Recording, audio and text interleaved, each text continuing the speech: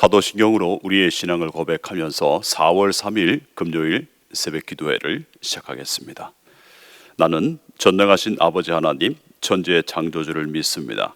나는 그의 유일하신 아들 우리 주 예수 그리스도를 믿습니다.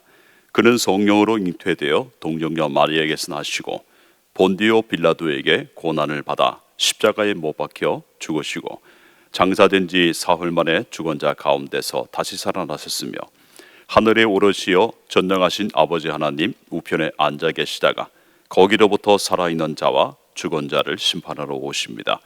나는 성령을 믿으며 거룩한 공교회와 성도의 교제와 죄를 용서받는 것과 몸의 부활과 영생을 믿습니다. 아멘. 우리 찬송가 287장 같이 부르겠습니다. 찬송가 287장입니다.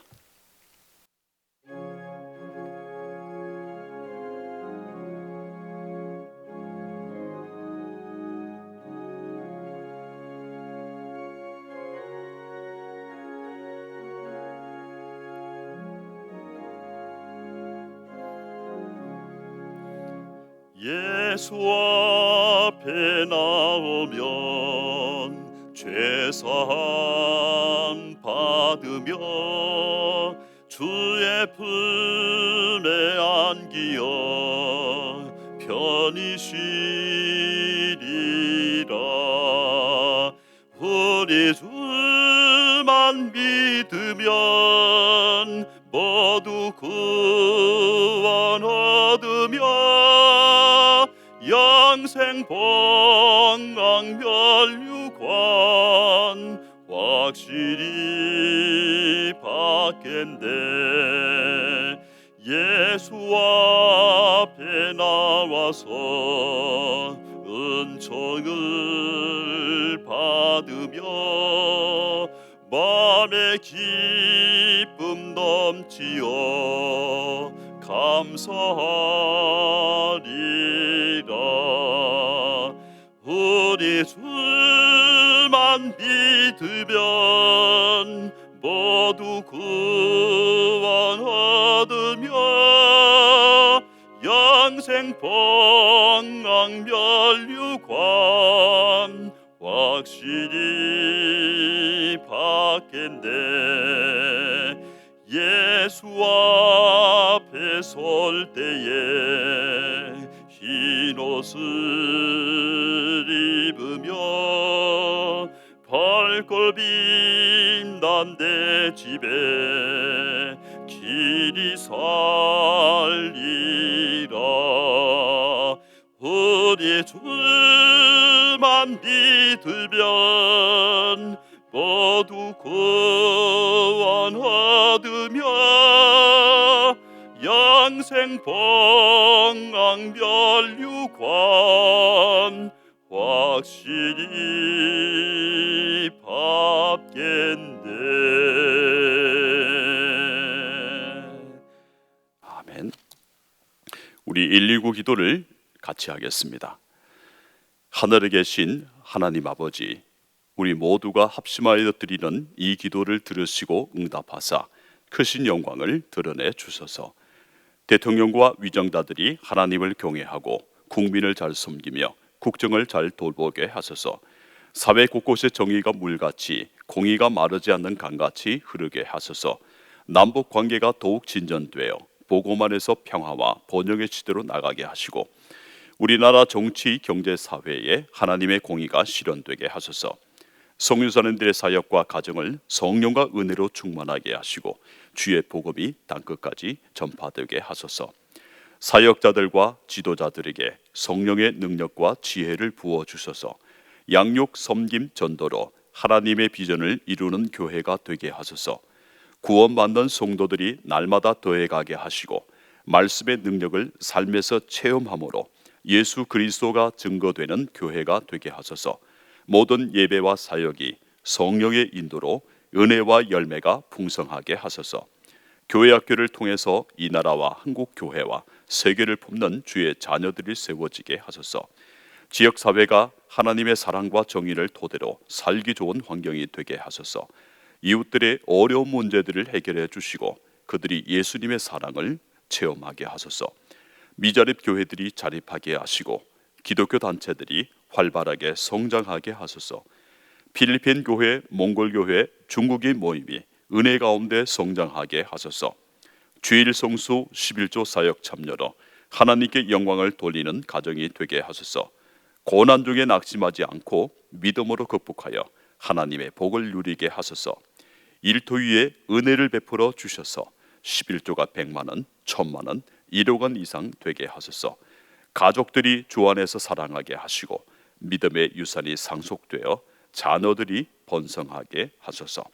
이 모든 간구를 예수님의 이름으로 기도합니다. 아멘. 오늘 이 새벽에 우리에게 주시는 하나님의 말씀은 신명기 4장 25절에서 31절의 말씀입니다. 신명기 4장 25절에서 31절의 하나님의 말씀을 이제 제가 봉독하겠습니다. 내가 그 땅에서 아들을 낳고 손자를 얻으며 오래 살 때에 만일 스스로 부패하여 무슨 형상의 우상이든지 조각하여 내 하나님 여호와 앞에 악을 행함으로 그의 노를 일으키면 내가 오늘 천지를 불러 증거를 삼노니 너희가 요단을 건너가서 얻는 땅에서 속히 망할 것이라. 너희가 거기서 너희의 날이 길지 못하고 전멸될 것이니라. 여호와께서 너희를 여러 민족 중에 흩으실 것이요 여호와께서 너희를 쫓아보내실 그 여러 민족 중에 너희의 남은 수가 많지 못할 것이며 너희는 거기서 사람의 손으로 만든 바 보지도 못하며 듣지도 못하며 먹지도 못하며 냄새도 맡지 못하는 목석의 신들을 섬기리라. 그러나 내가 거기서 내 하나님 여호와를 찾게 되리니 만일 마음을 다하고 뜻을 다하여 그를 찾으면 만나리라. 이 모든 일이 내게 임하여 환난을 당하다가 끝날에 내가 내 하나님 여호와께로 돌아와서 그의 말씀을 청종하리니 내 하나님 여호와는 자비하신 하나님이심이라. 그가 너를 버리지 아니하시며 너를 멸하지 아니하시며 내 조상들에게 맹세하신 언약을 잊지 아니하시리라. 아멘. 기도하겠습니다. 저희에게 주신 한날을 새벽으로 엽니다. 주시는 은혜가 새벽 이슬 같게 하옵소서. 창문을 통해 비쳐 들어오는 햇살이 하나님의 햇살 되게 하옵소서. 말씀을 주시옵소서. 예수 그리스도 이름으로 기도합니다. 아멘. 여러분, 우리의 미래는 밝을 것이겠습니까? 아니면 암울할 것이겠습니까? 저는 제 미래 역시 더 좋아지고 밝을 것이라고 또 믿고 그렇게 살아가고 있습니다. 지금은 앞이 보이지 않는 그런 상황일 수 있습니다. 그런 상황 가운데 있는 많은 사람들에게 저는 앞으로 더 좋아질 것이고 또 더 좋은 날들이 올 것이라고 그렇게 많은 이들에게 이야기를 합니다. 사실 우리가 삶을 살다 보면 우리가 오늘을 제대로 살지 못할 그런 것들을 우리는 많이 보게 됩니다. 내일과 미래가 보이지 않으면 오늘을 사는 것이 힘들기 때문입니다.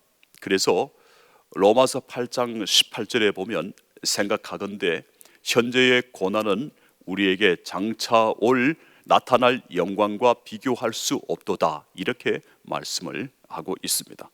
생각하건대 현재의 고난은 장차 나타날 영광과 좋게 비교할 수 없도다, 그런 말씀입니다.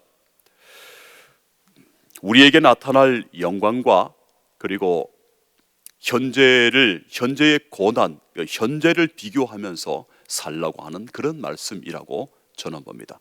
장차 나타날 영광과 현재의 고난을 비교하면서 살라는 것입니다. 비록 현재의 고난이 우리에게 커 보여서 장차 나타날 그 영광이 아주 작게 보일 수 있습니다.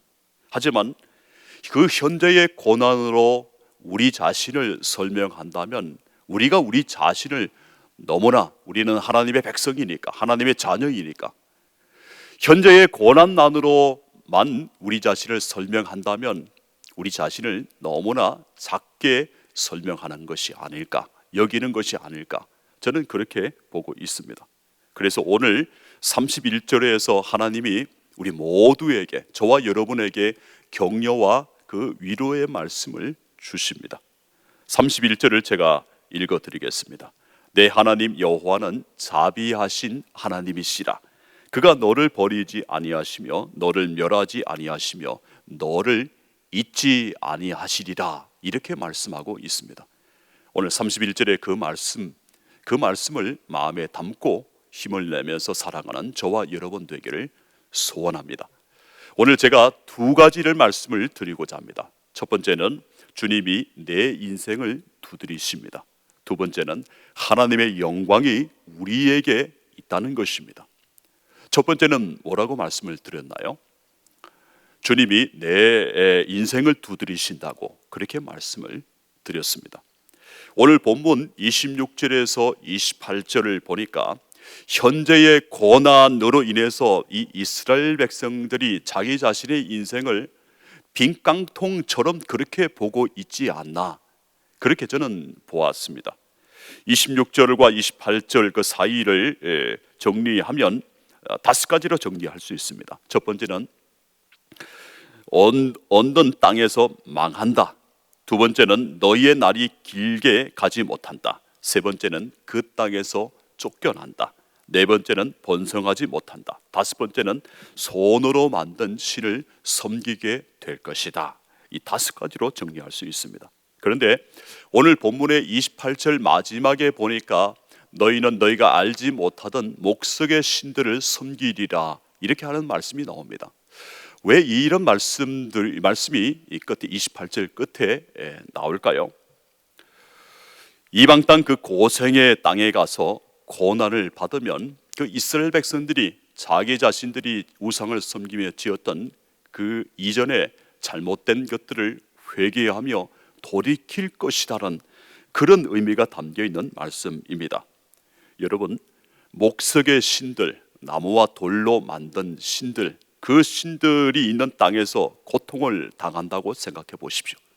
고통을 당하면서 드는 생각은 아마 누가복음 15장에 나오는 그런 탕자의 비유에서 나오는 둘째 아들의 그런 심정이지 않겠습니까? 고통을 당하면서 하나님께로 돌아와야 되겠다는 그런 생각과 마음이 들지 않겠습니까?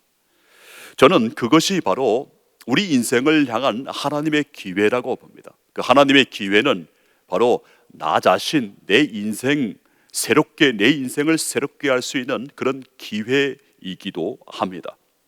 하나님은 우리가 기세등등하거나 또 기고만장할 때는 터치하지 않으십니다. 손을 대지 않으십니다. 잘 나갈 때 손을 대시는 것이 아니라 무너지고 처절하게 피해를 느낄 때에, 그때에 우리 주님이 다가오셔서 우리에게 그 손을 대시며 또 그 손으로 터치해 주십니다. 곧 강할 때 터치하시는 것이 아니라 약할 때에 하나님의 말씀이 그 사람에게 들려질만 할 때에, 그때에 문을 두드리시면서 그렇게 예수님이 다가오시는 것입니다.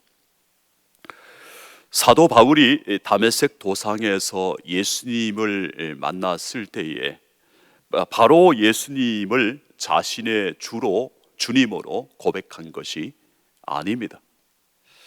오히려 눈이 안 보이게 되어서 사람들의 인도를 받아야 할 지경, 그 지경이 사흘 동안 가면서 그때에 바로 이 주님을 바라보고 되는 그런 시작점이 되었다는 거죠. 그래서 사도행전 9장 17절에 보니까 이런 말씀이 있습니다.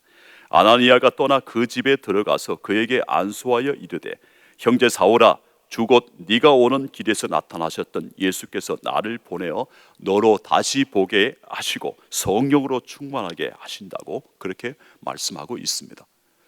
여러분, 주님이 아무 때나 이 아나니아를 보내시는 것이 아닙니다. 그 시기와 적정한 때를 보아서 우리 주님이 아나니아를 사도 바울에게 보내셨던 것입니다. 그 때와 시기가 있다는 거죠. 바울이 자신의 인생에서 가장 낮은 지경에 섰을 때에 그 인생의 인도자인 아나니아를 보내신 것입니다. 그렇다면 왜 보내셨을까요? 예수님과 깊이 있는 그런 관련된 인생을 살라고 그렇게 이 아나니아를 보내셨던 것입니다. 그래서 아나니아가 바울에게 이렇게 이야기합니다. 예수께서 나를 보내어라고 그렇게 말하고 있는 것입니다. 저와 여러분이 눈이 보이지 않는 그런 바울처럼 인생의 고통의 시기를 보내고 있더라도 주님이 아나니아를 적절한 때에, 가장 적절한 때에 보내셨다는 것을 이 본문을 통해서도 보기를 바랍니다. 그렇다면 하나님의 손길에 고난 당하는 우리 인생도, 그리고 가장 좋은 때를 보내고 있는 우리 모두가 있더라도 우리는 우리 인생 모두를 그 주님의 손에 맡기며 살아가는 인생이 될 줄로 저는 믿습니다. 첫 번째는 주님이 내 인생을 두드리신다, 그렇게 말씀을 드렸습니다. 두 번째는 우리에게는 하나님의 영광이 있다는 것입니다. 25절에 보니까 이런 말씀이 있습니다. 만일 스스로 부패하여 무슨 형상의 우상이든지 조각하여 라는 그런 말씀이 나오는데요, 여기에 보니까 부패하다라는 그런 말이 나옵니다. 이 부패라는 말은 우리 말에서도 좋은 말이 아닙니다. 이 부패라는 말은 여기서 쓰일 때에 우상과 관련해서 쓰이고 있는데요, 우상을 섬기고 또 만들거나 하는 사람들은 처절하게 철저하게 그 인생이 파괴되고 파멸될 것이라는 그런 의미를 담고 있습니다. 그리고 25절의 말씀 끝에 보면 내 하나님 여호와 앞에 악을 행함으로 그의 노를 일으키면이라는 그런 말씀이 나옵니다. 이 말씀은 바로 우리가 이스라엘 백성들이 하나님을 섬길 것인가 또 우상을 섬길 것인가를 선택하라고 그렇게 하는 말씀이라고 저는 봅니다. 여러분, 사람의 마땅한 도리는 무엇이겠습니까? 그것은 그 사람, 바로 우리 자신을 만드신 분을 섬기며 또 그분 앞에 나아가는 것 아니겠습니까? 사람을 만드신 분을 향해야 한다는 것입니다. 사람보다 못한 것에 굴복하고 무릎을 꿇으면 사람의 가치를 잃어버린다고 저는 그렇게 봅니다. 그 말씀을 시편 8편 4절에서 9절에서는 다음과 같이 말씀하고 있습니다. 사람이 무엇이기에 주께서 그를 생각하시며 인자가 무엇이기에 주께서 그를 돌보시나이까. 하나님보다 조금 못하게 하시고 영화와 종기로 관을 씌우셨나이다. 주의 손으로 만드신 것을 다스리게 하시고 만물을 그의 발 아래 두셨으니 곧 모든 소와 양과 들짐승이며 공중의 새와 바다의 물고기와 바닷길에 다니는 것이니이다. 여호와 우리 주여, 주의 이름이 온 땅에 어찌 그리 아름다운지요. 이렇게 말씀하고 있습니다. 여기 보니까 우리 사람을 하나님 자신보다, 하나님 당신보다 조금 못하게 지으셨다고 합니다.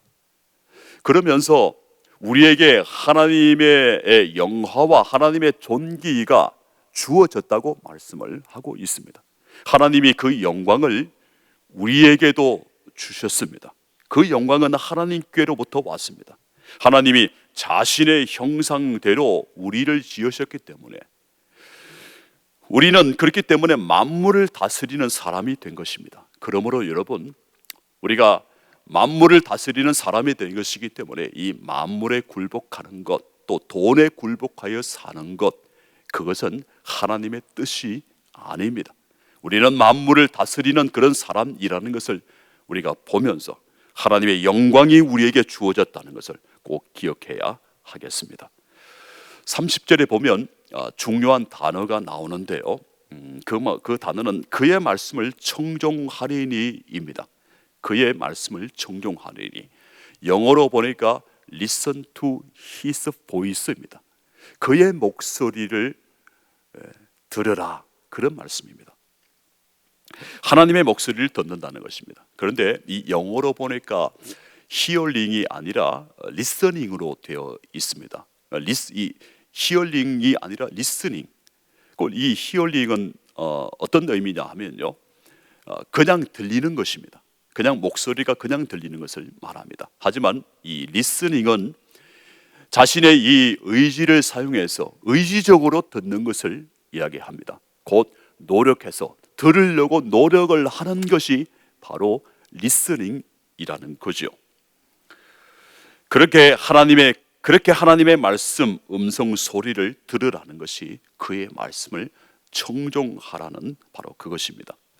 영어에서 우리가 영어를 배워봤잖아요. 영어를 배우면 그 리스닝을 강조를 하는데요, 리스닝을 잘 하게 되면, 잘 귀 기울여 듣게 되면 이 발음이, 영어를 말하는 발음이 교정되고 또 스피킹, 말하기가 잘 될 수밖에, 실력이 쌓여 갈 수밖에 없습니다. 마찬가지입니다.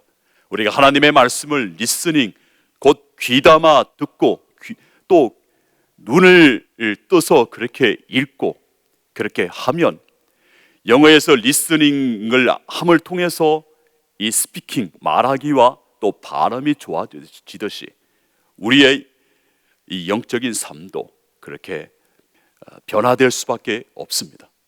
하나님의 말씀을 잘 청종하면 우리가 새롭게 된다는 것, 우리가 변화되게 된다는 것, 바로 그런 것입니다.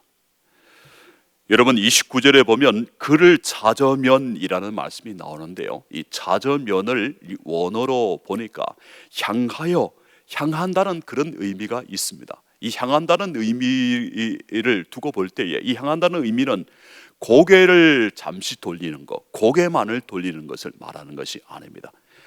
그것이 아니라 나의 이 전 존재, 나의 온몸, 이 온몸을 하나님께로 전체로 다 돌리는 것을 바로 찾으면, 바로 그런 것을 말합니다. 찾으면이라는 것은 향하는 것, 향하는 것이라고 말씀드렸습니다.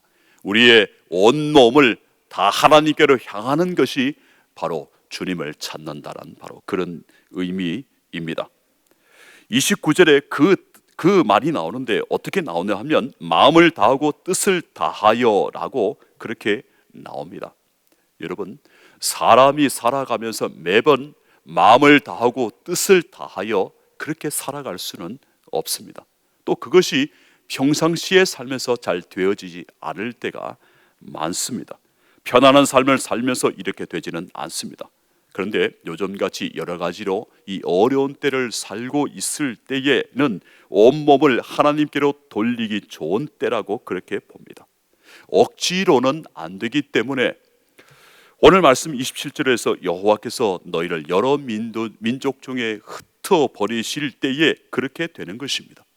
여러분, 우리는 이 구약 성경을 통해서 보면 이스라엘이 이러한 때가 가끔씩 있었던 것을 봅니다. 온 마음과 온 뜻을 다해서 하나님을 찾았던 때, 바로 그런 때가 이스라엘 가운데 있었다는 거죠. 우리 인생 가운데서도 가끔씩 그런 위기를 만납니다. 그때에 먼저 찾아오는 것은 바로 절망감일 것입니다. 그래서 31절을 제가 반대로 읽으면 이렇습니다.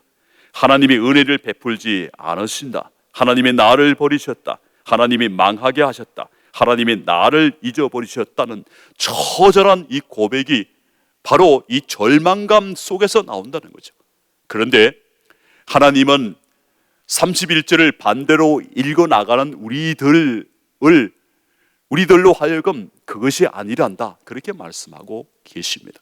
그래서 31절에서는 반대의 말씀을 이야기하고 있습니다. 제가 읽어드리겠습니다. 31절입니다. 하나님은 자비하신 하나님이시라. 그가 너를 버리지 아니하시며 너를 멸하지 아니하시며 너를 잊지 아니하시리라, 그렇게 말씀을 하고 있습니다. 이게 바로 우리가 생각하는 것과 완전히 다른 점입니다. 30절에 보면 환난이라는 단어가 나옵니다. 환난의 때에 우리가 겪는 것은 물론 절망감입니다. 그런데 그 절망의 끝자락에는 30절에 보니까 이렇게 말씀하고 있습니다. 끝날에 네가 내 하나님 여호와께로 돌아오는 것이 있어야 된다. 그 절망감이 우리 인생을 다 채우도록 그렇게 놓아두서는 절대로 안 된다. 끝날에는 여호와께로 돌아오는, 절망의 끝에는 절망으로 그냥 무너진 채로 놔두는 것이 아니라 절망의 끝에는 하나님께로 돌아와야 된다. 누가복음 15장의 탕자가 아버지께로, 하나님께로 결국 돌아오는 것처럼 그렇게 저와 여러분 모두가 하나님께로 돌아와야 하겠습니다. 여러분, 우리에게는 하나님의 영광이 있다는 것을 우리는 잊지 말아야 하겠습니다. 로마서 8장 18절의 말씀처럼 현재의 고난은 장차 나타날 영광과 비교할 수 없도다라는 말씀을 기억하시면서 현재의 고난이 있을지라도 그 고난과 장차 나타날 그 영광을 비교하면서 그렇게 살아가야 하겠습니다. 비교하면서 장차의 영광을 더욱더 바라보는 저와 여러분 되어야 하겠습니다. 그래서 그 마음으로 현실의 고난을 저와 여러분이 이겨나가야 하겠습니다. 저는 힘들 때에 이렇게 기도합니다. 이 고난이 지나가게 해 주옵소서가 아니라 하나님, 잘 견딜 수 있는 힘을 주옵소서. 잘 견딜 수 있는 힘을 주옵소서. 그렇게 기도하며 살아가고 있습니다. 우리에게는 하나님의 영광이 함께 있다는 것을 저와 여러분이 꼭 잊지 말아야 하겠습니다. 이제 말씀을 맺겠습니다. 제가 두 가지의 말씀을 드렸습니다. 주님은 내 인생을 지금도 두드리고 계신다는 것입니다. 그러므로 하나님의 기회는 내 인생을 위한 기회라는 것을 기억하시면서 우리에게 왜 그렇게 하시느냐 하면 하나님과 예수님과 관계된 인생을 살라고, 깊이 있게 예수님과 관계된 인생을 살라고 그렇게 말씀하시는 것입니다. 그리고 두 번째는 우리에게는 하나님의 영광이 있다는 것입니다. 하나님의 영광이 우리에게 있다는 것은 바로 하나님이 우리를 포기하지 않으신다. 하나님이 우리를 버리지 아니하신다. 잊지 않으신다. 바로 그것을 말씀하시는 것입니다. 그래서 31절을 제가 다시 읽어드리겠습니다. 하나님은 자비하신 하나님이시라. 그가 너를 버리지 아니하시며 너를 멸하지 아니하시며 너를 잊지 아니하시리라. 여러분, 이 고난의 때, 힘든 때를 하나님을 찾는 그런 기회로 삼는 저와 여러분 되기를 원합니다. 찾으라는 것은 고개만을 돌리는 것이 아니라 내 온 마음, 온 몸, 전 존재를 하나님께로 향하는 것입니다. 오늘 저와 여러분이 이렇게 하나님을 찾고 찾으면 또 하나님께서 우리를 만나 주실 것을 믿습니다. 이런 은혜가 저와 여러분에게 있기를 간절히 원합니다. 기도하겠습니다. 주신 말씀 감사합니다. 우리를 세우시는 분은 하나님이시오니 넘어진 우리를 다시 일으키시옵소서. 빈 배로 오늘을 살지 않게 하시고 배 오른편에 그물을 던지라 하시는 말씀을 따라 주님을 배옵는 하루 되게 하옵소서. 예수 그리스도 이름으로 기도합니다. 아멘.